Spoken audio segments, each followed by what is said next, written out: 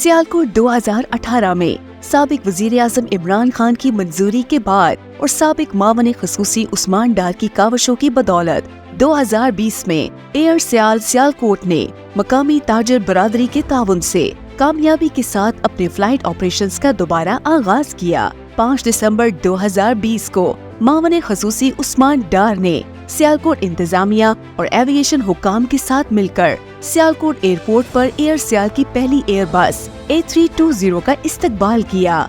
बाद अज़ां 9 दिसंबर 2020 को साबिक वज़ीर-ए-आज़म इमरान खान ने बाज़ाब्ता इफ्तिताह किया। अपनी परवाज़ें दोबारा शुरू करने के साथ एयरलाइन इलाकाई सतह पर रोजगार के मौके के लिए अहम जरिया बनी, बरामदी सनत को अहम मदद फराहम की, हवाई सफर में आसानी पैदा की और मुल्की मईशत की मजमूई मजबूती में अपना हिस्सा डाला। ये स्ट्रैटेजिक इकदाम न सिर्फ हवाबाजी के शोबे में पेशरफ्त की अलामत बना, बल्कि इसने मकामी दोनों सतहों पर राब्ते, तिजारत और इक्तिसादी लचक को बढ़ाने में भी अहम किरदार अदा किया।